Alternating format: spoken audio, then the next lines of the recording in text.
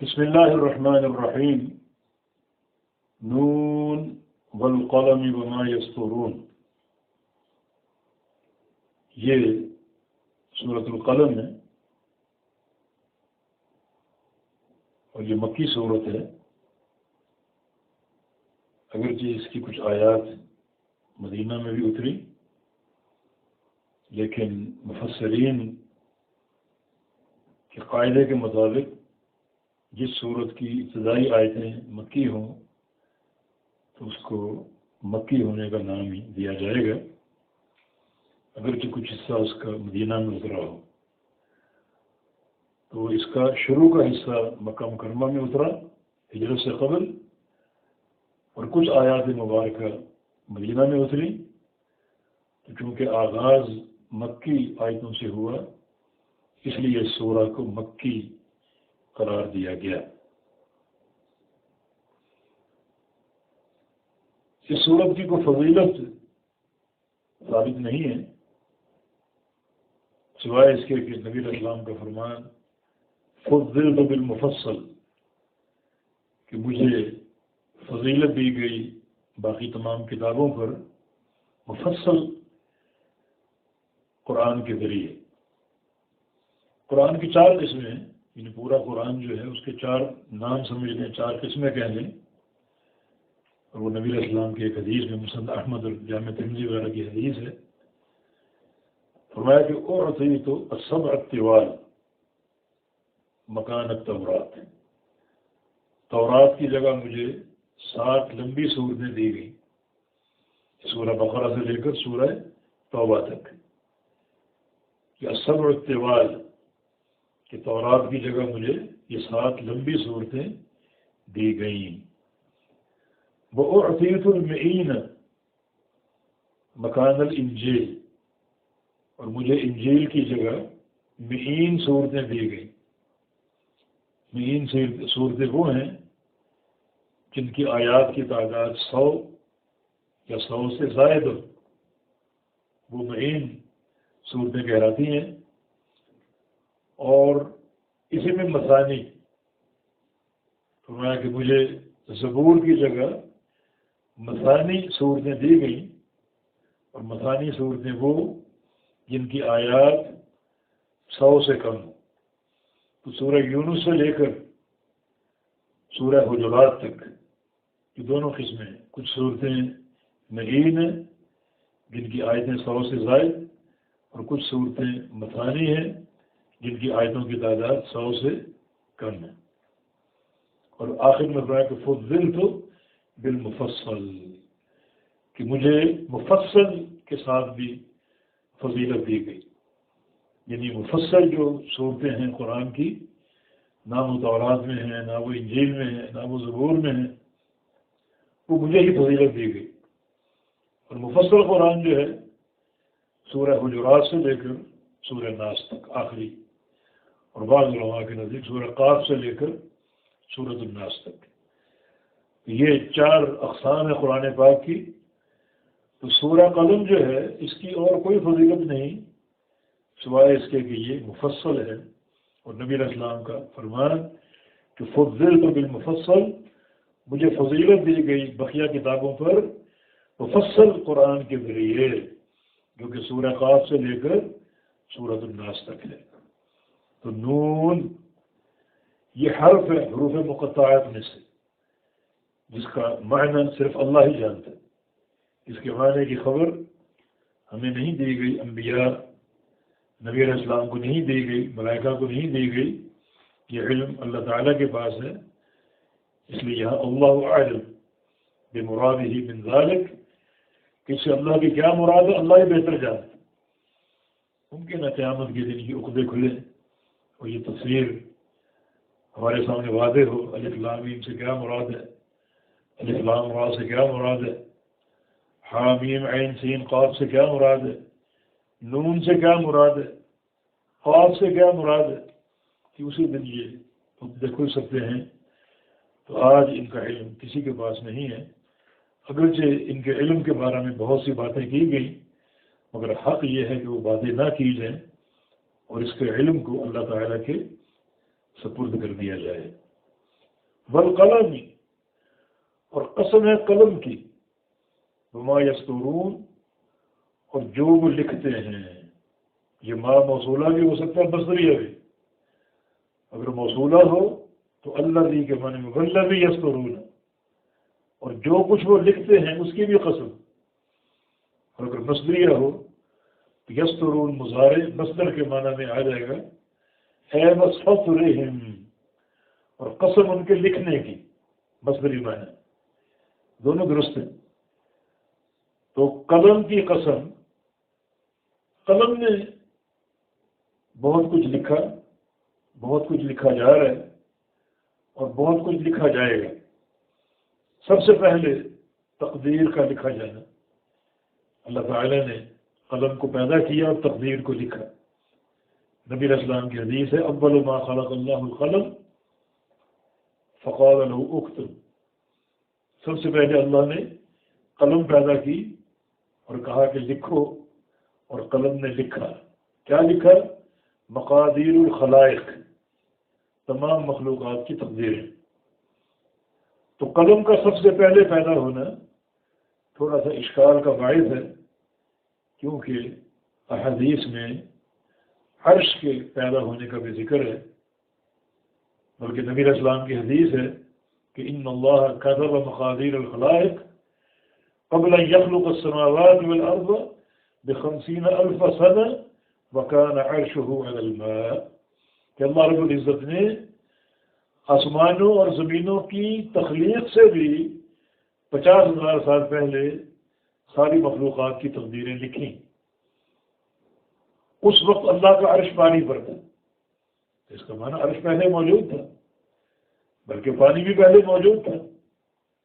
تو قلم نے اس کے بعد لکھا. یہ اشکال جو ہے اس کا حل اور رفع ممکن اور موجود ہے کہ اللہ تعالیٰ کی جو اول مخلوقات ہیں وہ عرش اور پانی ہی ہیں، اور جو قلم کو لکھا گیا کہ قلم کو سب سے پہلے پیدا کیا، اس کا معنی وہ نہیں ہے، بلکہ اس کا معنی یہ کہ اللہ تعالیٰ نے جب قلم کو پیدا کیا تو پیدا کرتے ہی لکھنے کا حکم دیا. اول خلق القلم، اللہ تعالیٰ کا قلم کو پہلے پیدا کرنا، قلم کو پیدا کرنا، اور پیدا کرتے ہی قلم سے اور کوئی کام نہیں لیا، پہلا کام لکھنے کا لیا. قلم نے تمام جو ہے تقدیریں لکھیں، مقادیر الخلائق لکھیں. تو قلم کی اولیت محدود ہے، جو ایک حد کے ساتھ اس کی تحدید ہے، محدد ہے. وہ اللہ رب العزت نے قلم کو پیدا کرتے ہی جو اول کام اس سے لیا وہ لکھنے کا لیا. تو اس اول کا تعلق خلق قلم سے نہیں، بلکہ اس اول کا تعلق کتابت سے ہے کہ اللہ تعالیٰ نے قلم کو پیدا کرتے ہی اس سے پہلا کام لکھنے کا لیا. تو اس کے قبل عرش اور پانی جو ہے وہ موجود تھے. اللہ تعالیٰ کا عرش پانی پر تھا، تو عرش اور پانی کی تخلیق قلم کی تخلیق سے پہلے ہے. اس لیے اللہ تعالیٰ نے قلم کی قسم کھائی. قلم نے ایک عظیم کام کیا ہے اور مقادیر خلائق لکھی ہیں جن پر ایمان لانا ہر بندے کے ایمان کی سلامتی کے لیے فرض ہے. پھر قلم فرشتوں کے پاس ہے کہ بندوں کے اعمال لکھ رہے ہیں، نیکیاں اور گناہ. ہر بندے کے ساتھ 2 ملائکہ ہیں، ایک اعمال صالحہ لکھ رہا ہے اور ایک اعمال سیئہ. تو یہ بھی قلم کی عظمت ہے. اور پھر قلم جو ہے ایک ایسی چیز ہے جس کے ساتھ دین محفوظ. امام قتادہ کا قول ہے اگر قلم نہ ہوتی تو دین محفوظ نہ ہوتا. قلم کو علماء نے استعمال کیا، قرآن لکھا گیا، حدیثیں لکھی گئیں، ان کو پڑھا جا رہا ہے، پڑھایا جا رہا ہے. تو دین کا بقا جو ہے اس میں ایک بڑا کردار قلم کا ہے. لہذا چونکہ قلم کا تعلق علم کے ساتھ ہے، دین کے ساتھ ہے، تو اللہ رب العزت نے قلم کی قسم کھائی. وما یسترون، اور قسم ہے جو وہ لکھتے ہیں قلم سے. قرآن لکھا گیا، حق لکھا گیا، دین لکھا گیا، نبی علیہ السلام کی احادیث لکھی گئی، تو یہ بڑی ایک مقدس شے ہے. تو اللہ رب العزت نے یہ ایک عجیب چیز پیدا کی، قلم، اور قلم سے لکھنا بندوں کو سکھایا، اس کتابت کا فہم بندوں کو عطا فرمایا، جو خالق کائنات کی عظیم الشان نعمتوں اور احسانات میں سے ایک نعمت بھی ہے اور احسان بھی ہے.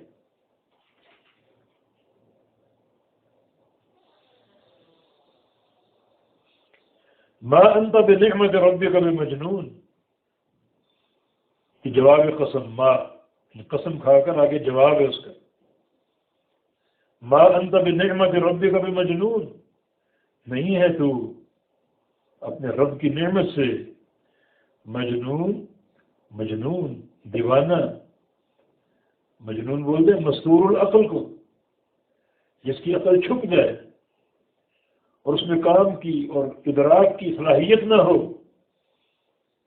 جس کو ہم دیوانہ کہتے ہیں یا پاگل کہتے ہیں نعوذ باللہ. تو آپ نہیں ہیں اپنے رب کی نعمت سے مجنون. یہ کفار جو آپ کو مجنون کہتے ہیں انتہائی جھوٹے اور کذاب ہیں. کفار نے کیا کہا تھا؟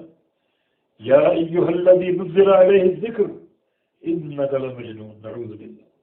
اے وہ بندے، اے وہ شخص جس پہ قرآن اتارا گیا، جو قرآن کے اترنے کا دعویٰ کر رہا ہے، انک لمجنون، بلا شبہ تو مجنون ہے. کہ کفار جھوٹ بولتے ہیں. کفار کہتے ہیں افطر علی اللہ الکذب ہم بہ جنہ. یہ قرآن ہمیں پڑھ کے سنا رہا ہے اور کہتا ہے یہ اللہ کا کلام ہے، یا تو اس نے اللہ پر جھوٹ باندھا ہے نعوذ باللہ، اور یا پھر یہ مجنون، اس میں جنون ہے. تو اللہ تعالیٰ اپنے نبی کو تسلی دے رہے کہ آپ کو گھبرانے کی، پریشان ہونے کی ضرورت نہیں ہے. یہ من جملہ ان تکالیف کے ہے جن کا سامنا اللہ کے پیغمبر کو کرنا پڑا. کسی نے ساحر کہا، کسی نے شاعر کہا، کسی نے مجنون کہا، اور کسی نے اور لقب دیے کہ یہ منقطع النسل ہے، اور اس طرح کی اور باتیں کی. تو چونکہ نبی علیہ السلام کی باتیں سنتے اور آپ کے اندر کچھ پریشانی کے آثار پیدا ہوتے، تو اللہ رب العزت اپنے رسول کو تسلی دیتا ہے کہ ما انت بنعمت ربک بمجنون، نہیں ہے آپ اپنے رب کی نعمت سے، اپنے رب کے فضل سے بمجنون، کوئی مجنون. مجنون میں تنکیر ہے، کسی قسم کا آپ میں کوئی جنون نہیں، کسی قسم کا. پھر آگے اللہ تعالیٰ نے 2 دلیلیں پیش کی نبی علیہ السلام کو مزید تسلی دینے کے لیے اور تشفی کا سامان فراہم فرمایا. فرمایا کہ وَإِنَّ لَكَ لَأَجْرًا غَيْرَ مَمْنُونٍ، اور بلا شبہ آپ کے لیے ہے لَأَجْرًا، اجر، یقینی اجر، غیر ممنون، کبھی نہ ختم ہونے والا. ایک مجنون انسان ایسا ہو سکتا ہے کہ اس کو لامتنا ہی اجر کا مستحق قرار دیا جائے. بلا شبہ آپ کے لیے اجر ہے کبھی نہ ختم ہونے والا، ہمیشہ قائم رہنے والا. نبی علیہ السلام کے اجر کی کئی صورتیں ہو سکتی. مثلا آپ پر درود و سلام پڑھنے کا ہوگا، یا ایھا الذین آمنوا صلوا علیہ وسلموا تسلیما، اور اس سے قبل ان اللہ وملائکتہ یصلون علی النبی یا ایھا الذین آمنوا صلوا علیہ وسلموا تسلیما. اللہ تعالیٰ بھی اور اللہ کے فرشتے بھی نبی پر صلوات بھیجتے ہیں. اے ایمان والو تم بھی صلوات بھیجو. اللہ تعالیٰ کا صلوات بھیجنا کیا ہے؟ نبی پر رحمت اتارنا، اور یہ سلسلہ قیامت تک قائم. فرشتوں کا صلوات بھیجنا کیا ہے؟ نبی کے لیے دعائیں کرنا. اور اہل ایمان کا صلوات بھیجنا کیا ہے؟ وہ بھی نبی کے لیے دعائیں کرنا. اور یہ سلسلہ قیامت تک جاری اور قائم. تو ان لک لاجرا غیر ممنون، آپ کے لیے تو ایسا اجر کثیر ہے جو کبھی نہ ختم ہونے والا ہے. ایک مجنون انسان کی شان ہو سکتی ہے تو اجر کثیر کا مستحق ہو کہ قیامت تک یہ سلسلہ قائم رہے گا. اللہ تعالیٰ کی رحمتوں کا نزول صلاۃ کی صورت میں، پھر ملائکہ کی دعائیں اور اہل ایمان کی دعائیں، یہ سلسلہ قیامت تک چلے گا. تو ایک مجنون انسان اس خوبی سے متصف ہو سکتا ہے؟ ہرگز نہیں. اور پھر قیامت تک اجر کا مستحق ہونا، اس کا ایک راستہ اور طریقہ اور بھی ہے کہ آپ اپنی امت کو دین دینے والے ہیں. اور یہ قاعدہ ہے کہ انبیاء جو ہیں اپنی امت کی ساری نیکیوں میں شریک ہوتے ہیں.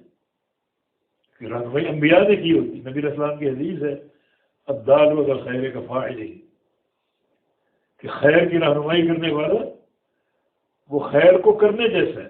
آپ نے کسی کو ایک سیدھا راستہ دکھایا اور اس نے قبول کر لیا، اب وہ عمل کر رہا ہے تو اس کا اجر آپ کو ملے گا. کسی بندے کو آپ نے نماز پر لگا دیا، اب وہ نمازی بن گیا، جب تک وہ نماز پڑھتا رہے گا تو اس کی نمازوں کا ثواب اسے بھی ملے گا، آپ کو بھی ملے گا. تو انبیاء یہ ان کا شرف ہے، اپنی امتوں کی نیکیوں میں وہ ساتھ ساتھ شریک ہوتے ہیں. اور جناب محمد الرسول اللہ صلی اللہ علیہ وسلم، آپ کا شرف یہ کہ آپ کی امت سب سے زیادہ ہے اور آپ اللہ کے آخری نبی. اب یہ سلسلہ قیامت تک چلے گا اور آپ کی شریعت قیامت تک چلے گی. انا نحن نزلنا الذکر وانا له لحافظون، ہم ہی نے اس قرآن کو اتارا اور ہم ہی اس کے محافظ ہیں. اور نبی علیہ السلام کے بعد فرما کر گئے کہ ترکت فیکم ما ان تمسکتم بہ فلن تضلوا ابدا، کہ تمہارے بیچ جو کچھ میں چھوڑ کر جا رہا ہوں اگر اس کو تھامے رہو گے کبھی گمراہ نہ ہوگی. تو جو دو چیزیں آپ چھوڑ کر گئے وہ آپ نے چھوڑی، اللہ نے آپ کو عطا کی، آپ نے امت کو سمجھایا، راستہ دکھایا، پرخطر راستے پر چل چل کر. تو پھر اس نبی کے اجر کا سلسلہ، ثواب کا سلسلہ قیامت تک جاری اور ساری. اس کو بولتے ہیں دوام الاجر. فإن لك لأجرا غیر ممنون، بلا شبہ آپ کے لیے اجر ہے کبھی نہ ختم ہونے والا، کبھی نہ بند ہونے والا، ہمیشہ جاری اور قائم رہنے والا. تو یہ تسلی اور تشفی کا سامان اللہ نے فراہم کیا. ایک مجنون اس صفت سے متصف ہو سکتا ہے کہ وہ قیامت تک مستحق اجر ہو. اور پوری امت کے حوالے سے پوری امت آپ پر درود پڑتی، پوری امت ایک نیک راہ پر چل رہی، امت اجابت.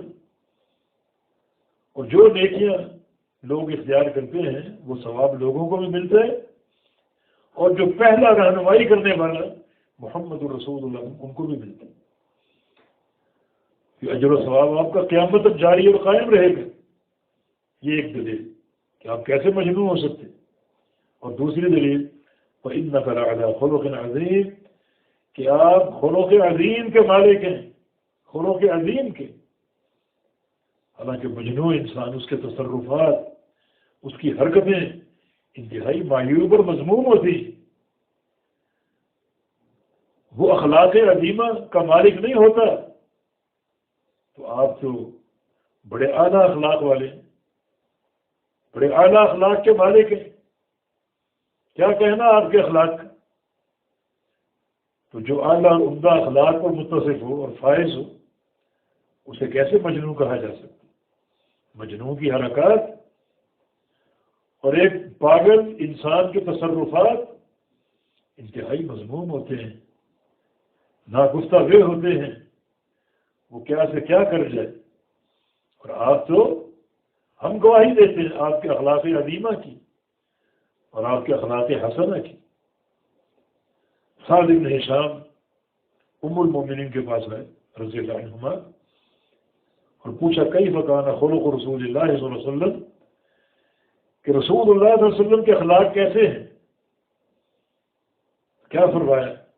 کان خلق القرآن، پورا قرآن آپ کا اخلاق ہے، پورا قرآن آپ کا اخلاق ہے۔ یہ اخلاق حسنہ کی گواہی۔ تو جو بندہ ایسے اعلیٰ اخلاق پر فائز اور قائم ہو، اس کو مجنوں کہا جا سکتا ہے۔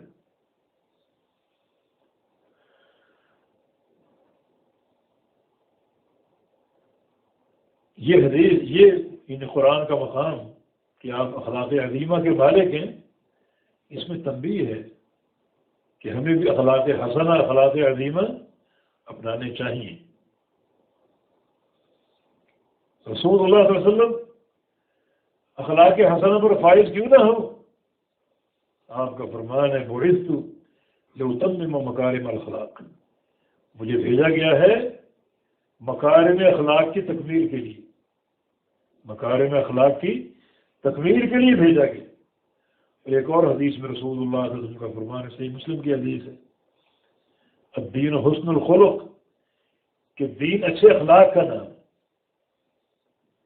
تو اچھے اخلاق پر آپ خود بھی فائز تھے اور اس کی تعلیم اور ترغیب بھی آپ دیتے۔ ایک حدیث میں آپ کا فرمان ہے لیس شیء اثقل فی المیزان من الخلق الحسن، کل قیامت کے روز اللہ کے ترازو میں، میزان میں اخلاق حسنہ سے بھاری کوئی چیز نہیں ہوگی۔ ایک اور حدیث میں آپ کا ارشاد گرامی خصلتان ہما اخف علی الظہر واثقل فی المیزان، دو خصلتیں، دو کام پشت پر ہلکے ہیں اور کل اللہ کے میزان میں بہت ہی بھاری ہوں گی، یعنی کرنے میں آسان ہے، مگر جب قیامت کے دن ان کو تولا جائے گا تو بڑے وزنی اور بوجھل ہوں گے۔ وہ دو کام کیا ہیں؟ طول الصمت، ایک زیادہ خاموشی اختیار کرنا اور کم بولنے کی کوشش کرنا، اور دوسرا والخلق الحسن، اچھے اخلاق۔ ایک حدیث میں ہے نبی علیہ السلام سے پوچھا گیا کہ وہ کون سا عمل ہے جو انسان کو زیادہ جنت میں پہنچانے کا باعث ہے؟ فرمایا کہ دو عمل، التقوی وحسن الخلق، ایک تقوی، اللہ کا خوف اور خشیت، اور دوسرا اچھے اخلاق۔ تو اچھے اخلاق کی آپ نے بار بار ترغیب بھی دی، تعلیم بھی دی، اور خود آپ اخلاق حسنہ کے پیکر تھے۔ وہ قصہ جو حجر اسود کو نصب کرنے کے موقع پر پیش آیا، اسے کون نہیں جانتا؟ کس قدر آپ کے اخلاق عظیمہ کی وہ گواہی ہے۔ فتح مکہ کے موقع پر آپ نے کیسے مشرکین مکہ کو، قریش کو معاف کر دیا اور کسی چیز کا بدلہ نہ لیا۔ طائف میں لوگوں نے آپ کو پتھر مارے اور آپ نے دعائیں کی کہ اللہم اہد قومی فانہم لا یعلمون، کہ یا اللہ میری قوم کو ہدایت دے دے، یہ جانتی نہیں کہ نبی کا مقام کیا ہے اور نبی کا درجہ اور اس کی حیثیت کیا ہے۔ اور پھر آپ کے غلام زید بن حارثہ جو ام المومنین سیدہ خدیجہ نے آپ کو دیا تھا ایک تحفے کے طور پر، آپ کو یہ غلام دیا تھا، اس کے ورثاء، اس کے ماں باپ نبی علیہ السلام کی خدمت میں آئے اور کہا کہ ہمارے بیٹے کو آپ ہمیں دے دیجئے، ہم اس کا فدیہ ادا کرنے کو تیار ہیں۔ اب آپ کے اخلاق حسنہ، آپ نے فرمایا کہ اپنے بیٹے سے پوچھ لو، اگر آپ کے ساتھ جانا چاہے تو میں فدیے کے بغیر چھوڑ دوں گا۔ یہ آپ کے اخلاق حسنہ۔ ماں باپ نے زید بن حارثہ سے پوچھا، انہوں نے صاف انکار کر دیا۔ اپنے پیارے رسول کی محبت اور صحبت میں کبھی نہیں چھوڑ سکتا۔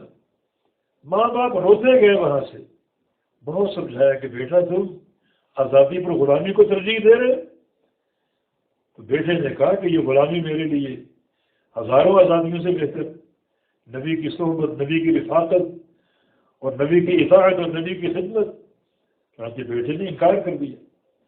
ماں باپ روتے ہوئے جانے لگے تو اللہ کے پیارے پیغمبر کا اخلاق حسنہ، آپ نے کس قدر اخلاق کا مظاہرہ کیا اور فرمایا کہ لوگوں سن لو، زید بن حارثہ آج سے میرا غلام نہیں بلکہ میرا بیٹا ہے، منہ بولا بیٹا بنا لی۔ تو کیسے کیسے واقعات جو آپ کے اخلاق حسنہ کی گواہی دیتے ہیں.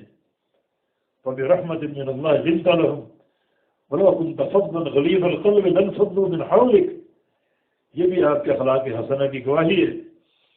تو یہ لوگ جو آپ کو مجنون کہتے ہیں، جنون کی طرف آپ کو منسوب کرتے ہیں، انہیں معلوم ہونا چاہیے کہ آپ تو اخلاق عظیمہ کے مالک ہیں. اِنَّكَ لَعَلَىٰ خُلُقٍ عَظِيمٍ. آپ اخلاق عظیمہ پر فائز ہیں. اور ایسا انسان مجنون ہو سکتا ہے؟ ایک مجنون کے تصرفات تو بڑے رذیل ہوتے ہیں اور بڑے معیوب اور مذموم ہوتے ہیں. فرمایا کہ فَسَتُبْصِرُ وَيُبْصِرُونَ. آپ بھی دیکھیں گے اور یہ بھی دیکھیں گے، دنیا میں بھی اور قیامت کے دن بھی. بِأَيِّكُمُ الْمَفْتُونُ کہ کون ہے تم میں سے مفتون. مفتون کا معنی فتنے میں ڈالا گیا، جنون کے فتنے میں. ان قریب واضح ہو جائے گا. یہ بھی دیکھ لیں گے اور آپ بھی دیکھ لیں گے. بِأَيِّكُمُ الْمَفْتُونُ کہ کون ہے تم میں سے مفتون، یعنی فتنے میں ڈالا گیا، جنون کے فتنے میں. کہ جنون کے فتنے میں وہ ہیں یا آپ ہیں، ان قریب ان پر واضح ہو جائے گا. قیامت کی تو بڑی صراحت کے ساتھ جب ان کا ٹھکانہ جہنم ہوگا اور آپ جنت کی درجات علا پر فائز ہوں گے، پھر ان کو نظر آئے گا اور معلوم ہوگا کہ کون حق پر اور کون باطل پر اور کس کی بات سچی ہے. ان قریب ان کو پتہ چل جائے گا. اور دنیا میں بھی، دنیا کے اندر بھی جب مختلف غزوات میں فتوحات ہوں گی، اسلام کا پھیلاؤ ہوگا، آپ کی تعلیمات کو اللہ تعالیٰ وسعت دے گا، تو ان کو ان قریب پتہ چل جائے گا بِأَيِّكُمْ مَفْتُونٌ کہ کون ہے تم میں سے جو جنون کے فتنے میں ڈالا گیا ہے. إِنَّ رَبَّكَ هُوَ أَعْلَمُ بِمَنْ ضَلَّ عَنْ سَبِيلِهِ وَهُوَ أَعْلَمُ بِالْمُهْتَدِينَ. بے شک تیرا رب خوب جانتا ہے بمن ضل ان لوگوں کو جو گمراہ ہوئے، عن سبیلہ اس کے راستے سے، وہو اعلم بالمہتدین اور وہ خوب جانتا ہے ہدایت یافتہ لوگوں کو. یہ کیوں فرمایا کہ تیرا رب گمراہوں کو بھی جانتا ہے اور ہدایت پانے والوں کو بھی جانتا ہے. اصل مقام نبی رسول اللہ علیہ وسلم کی عزت اور رفعت شان کے تعلق سے کہ لوگوں نے اللہ کے پیغمبر کو مجنون کہا، یا اللہ تیرا عذاب کیوں نہ آ گیا، تو نے اہل مکہ کو تباہ و برباد کیوں نہ کر دیا، تو تیرے حبیب پر اس طرح انگلیاں اٹھاتے ہیں اور تیرے پیارے پیغمبر کو نعوذ باللہ جنون کی طرف منسوخ کرتے ہیں، تیرا عذاب کیوں نہ آ گیا. اللہ تعالیٰ فرما رہا ہے کہ اللہ تعالیٰ خوب جانتا ہے یہ جو اہل مکہ ہیں ان میں سے کون کون گمراہی پر قائم رہے گا اور کون کون ہدایت پا جائے گا. اگر ہم چاہیں ہم عذاب دے دیں، لیکن ہمارے علم میں سب کچھ ہے. ان میں کچھ لوگ اسلام قبول کر لیں گے اور ان کا اسلام قبول کرنا انتہائی محترم ہوگا، بڑا اسلام کے لیے کام کر جائیں گے، اور کچھ لوگ گمراہی پر قائم رہیں گے. جو گمراہی پر قائم رہیں گے تو مختلف غزوات میں، مختلف جنگوں میں ان کی موت واقع ہو جائے گی. جنگ بدر میں، جنگ احد میں، جنگ خندق میں، اور پھر بہت سے غزوات میں جب مل بھیڑ ہوئی تو چن چن کر یہ لوگ ہلاک ہوئے، موت کا شکار ہوئے، اور جو باقی بچے فتح مکہ کے موقع پر وہ مسلمان ہو گئے، اسلام میں داخل ہو گئے، اور بڑے انہوں نے ایک نقوش چھوڑے، بڑی عظمتیں پائیں اور دین کے خدام بن گئے. تو جنہوں نے اللہ کے نبی کو مجنون کہا، اللہ جانتا ہے، اللہ چاہتا فوری انتقام لے لیتا، مگر فرمایا کہ ہم جانتے ہیں ان میں سے کون گمراہی پر رہے گا اور کون ہدایت پر رہے گا. لہٰذا ہم نے ڈھیل دی، مہلت دی. جو گمراہی پر رہیں گے ان کی موتیں عبرتناک ہوں گی، جیسے جنگ بدر کے موقع پر ہوئی اور غزوات میں ہوئی. اور جو حق پر ہوں گے وہ حق قبول کر لیں گے، اور ان کا حق قبول کرنا ہمارے لیے قابل قبول ہوگا. بڑا وہ دین کے کام آئیں گے، دین کے خدام ہوں گے، دین کی خدمت کریں گے، جنگیں لڑیں گے اور اسلام کی دعوت کا کام کریں گے. اور ان کی جو ہے وہ کوششوں سے دین اسلام کی دعوت کہاں سے کہاں پہنچ جائے گی. تو اس لیے ہم نے فوری ان لوگوں کو عذاب نہیں دیا، کیونکہ ہر چیز اللہ تعالیٰ کے علم میں ہے. صلی اللہ علیہ نبینا محمد وعلی آلہ وصحبہ وأهل طاعته أجمعين.